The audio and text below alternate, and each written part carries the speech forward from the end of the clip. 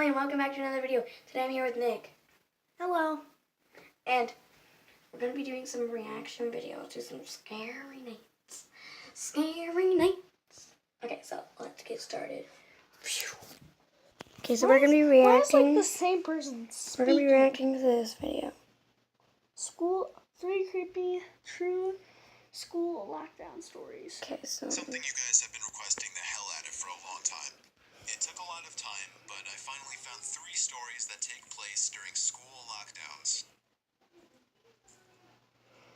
Story 1. It was a typical boring day in calculus, only it was Friday, 7th period, meaning the week was almost over and spring break would finally be upon us. So everybody was getting antsy in their seats, I could tell. We didn't have a test that day like a lot of my friends did with their other teachers, so our teacher in the middle of class just decided to start playing games with us on Sporkle.com. He was a very laid-back teacher like that. As we were doing some brand I've heard this story quiz on before. Sporkle, I remember the exact moment it happened. Right after my friend answered a question, I remember the exact answer too, Adidas. The dean's voice came through the loudspeaker. He sounded panicked and frantic as he told all the teachers this was not a drill and to go into lockdown. I actually got the chills and I got goosebumps on my arms as our usually laid-back teacher too seemed panicked as he ran to turn off the lights and ushered us to the back corner of the room. Okay. That was kind of creepy, but Close to your face. We all sat This in don't silence need- for about 2 minutes. the school Then lockdown. the usual Creepy. buzzing that came from a panel in the back of the room ceased, indicating that the school must have cut all the power. We all looked at each other, realizing I this don't must wanna be hold it. serious. I don't want to hold A few more it. It tires my hand. and screaming at the top of his lungs coming down the hallway. 2 girls in the class actually started crying, which made all of us even more scared. As the screaming got closer to the classroom, the lunatic-sounding man started banging on the lockers while screaming, "I'll kill all of you." It was at that moment that I started to fear for my life. My teacher shushed us as we all looked at each other to see our peers' reactions. The banging then moved from the lockers to our classroom door. And that's when one of the crying girls screamed no.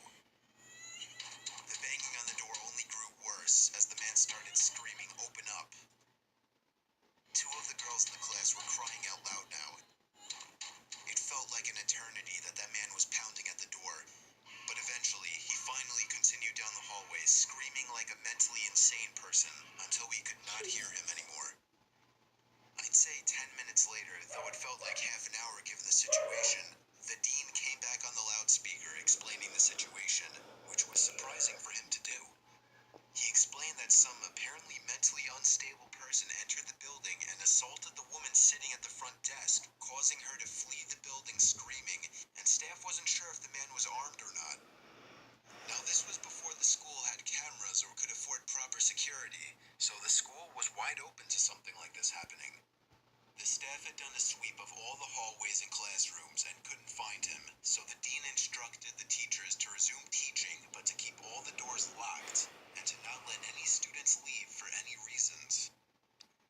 The most disturbing part, however, is that one of the janitors working the night shift found the man sleeping in one of the storage closets near the back end of the school, and according to rumors that were spread by my peers, sticking out of his pocket was a .44 Magnum. The janitor must have done something stupid to wake him up, for example, leaving the closet door open, because by the time a police officer could arrive on the scene, the man was gone. My entire class, as far as I know, to this day, has no idea if this man was ever found, but I like to think that right now. Look at this comment I found. It says we had a lockdown because there was a kid holding a stick. Focus, please.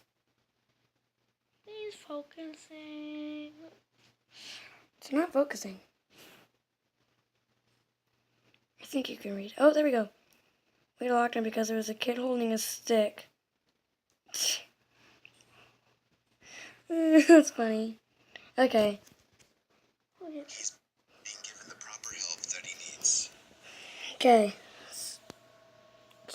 Story 2. My school has 2 lunch periods. First lunch period is for all 6th graders and some 7th graders. The second lunch period is for the other half of the 7th graders and all 8th graders. The lockdown happened in the beginning of October. The day the lockdown occurred, it was overcast and rainy. During the first lunch period, I heard 4 loud booms. I personally thought it was thunder, but the entire lunch crowd started screaming. I was thinking those kids were just serious pussies, but the campus security came in and started yelling at people to go into the multi-purpose room, and the kids who were in line buying lunch had to throw out their lunch and come inside. Me and some friends went inside the room along with a huge group of other kids. Everyone was curious as to what was happening. Our multi-purpose room is huge, and the back wall of the room is made of see-through glass. When me and my friends were rushed inside the campus, security was covering the glass with the curtains, and there were adults at every exit. My friend Eric was curious as... Wait a minute, it says at the back, on the back part of the room, it's filled with see-through glass. I think that's called a window. Just saying.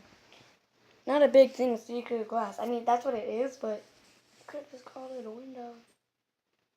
Whatever. Yeah. well as the rest of us, so he asked one of the adults what was going on.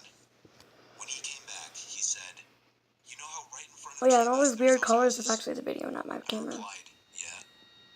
There's this mentally disabled, crazy man that barricaded himself in front of his house, and he's threatening to commit suicide and kill the cops if he's evicted. He was walking around outside of school watching kids in a weird way," Eric told us. It turned out the man was also a registered sex offender, making matters worse. We were stuck in the multi-purpose room for a whole hour, taking up 2 periods. After the whole thing was settled, we were escorted to our classrooms one by one. I later found out that the man lives next to my friend Brandy, who told me about the previous Halloween when she saw the same man at his window cutting his arm and writing in his own blood, "Don't come here or I'll kill you," on his window. Of course, being Halloween, people, including Brandy, assumed it was just for the holiday. But after this horrific incident, we knew this man was mental, and we're glad he never got near us. Story 3. Last story. Then we can find another reaction Fresh video. out of college, Oh no, I recently sorry. got a job at my old high school as a sort of computer intern in the school basement. The basement of the school is very messy and disorganized, but there is a small 3-person office that's actually very nice down there. It has 3 nice big desks, 2 mini fridges, a flat-screen TV mounted on the wall, and oh so satisfying air conditioning, a luxury the students and teachers cannot enjoy in the school. And of course all the school servers and other computery stuff.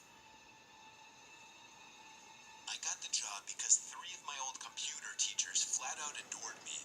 I could actually consider them as real friends, not just teacher figures, so they all helped tremendously in landing me this job. It's been great, until something that happened a few weeks ago. My 2 co-workers that shared the office with me, Dave and Gary, weren't in the office at the time. They were upstairs working on papers or whatever. I was eating my sandwich during my lunch break when I got a phone call from one of the women in the front office telling me the school was on lockdown and that somebody, possibly armed, had entered the school.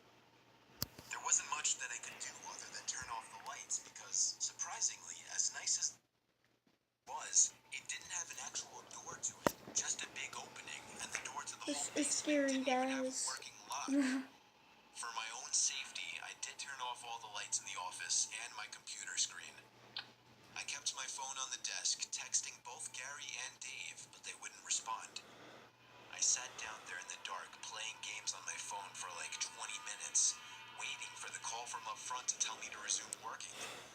I had no idea what was happening. I couldn't hear what was going on upstairs from down here, but I was not allowed to make any calls until I was informed that the lockdown was over. Then the noisy basement door opened. As the creaking echoed across the basement and into my office, I sat up from my seat, wondering if I should call out Gary or Dave. I was eager to get some info from them. Someone then came running upstairs, and their footsteps were approaching my office. I pushed away my chair and crawled under my desk. Somebody entered the office, but did not turn on the lights. There was just silence. I can't even describe the fear I was experiencing. I felt like if I made one sudden noise, I'd be a dead man. Suddenly, my phone dinged as I got a text message. I felt my entire world shrivel up and die at that one moment as I clenched my teeth in fear. Footsteps suddenly moved closer to me until I finally dove out from under the desk in capitulation, begging whoever it was not to kill me. And just then, someone grabbed my arm and pulled me up. It was some guy in a red plaid button-up, jeans, and a reddish-black cap. He told me, "It's okay, I'm just down here hiding with you." "What's going on up there?" I whispered to him. He kind of ignored my question and asked me if there's an exit down here. I told him, "Yeah, around that way." Before he could do anything else, I asked him, "Who are you?" There was a brief moment of silence before he started explaining he was coming in to pick up his son when a teacher told him to hide. After his explanation, I checked my phone and saw the text I received was from Dave. It said, "Dude, this is fucking crazy. Some guy with a gun shot Mr. Buckley. He's wearing a red shirt and hat. Whatever you do, don't come upstairs." I was about to reread that text out loud to the man until I realized. I looked up and felt my stomach sink. The man seemed to catch on to my suspicious stare. Panicking, all I could think to do was to run for the upstairs. A gunshot echoed through the basement, and I could hear the bullet ricochet off something metal in the darkness. But thank God the bullet missed me, and I made it upstairs. Fortunately, police were waiting at all exits, including the basement exit, and caught the man the second he opened the door. More good news. Our teacher, Mr. Buckley, survived the gunshot. It was later determined that the man and Mr. Buckley had some beef for whatever reason, but that was never revealed. All we know is that Mr. Buckley couldn't have done anything that would have warranted this kind of reaction. And I know that the sound of that gunshot will forever echo in my mind. It scared me when it said, when the guy texted him back, and it said that the guy was wearing a red shirt and a hat, and the guy that was down there with him was wearing a red shirt and a hat. I was just like, no. At that time, I was just like, wait a minute, so he's down there with him, and so obviously the bullet didn't hit him. But that third story was, I think the third story scared me the most. What was the scary story for you? I think the first one, because I didn't like the face. I thought it was gonna like pop up with red eyes. What face? There was no face. And the first story of that window. That was in the video before this. Oh. I meant in this one. Oh. The scariest part of this one? No, which story was the scariest? I would agree with you. This one was scary. Yeah, the third one terrified me. I don't like it. Skyrise. Okay. Okay, so Peace out. so that's the video that I'm going to be reacting to today. And if you want me to continue on my reacting series thing, then like and subscribe. So see you guys next time. Bye.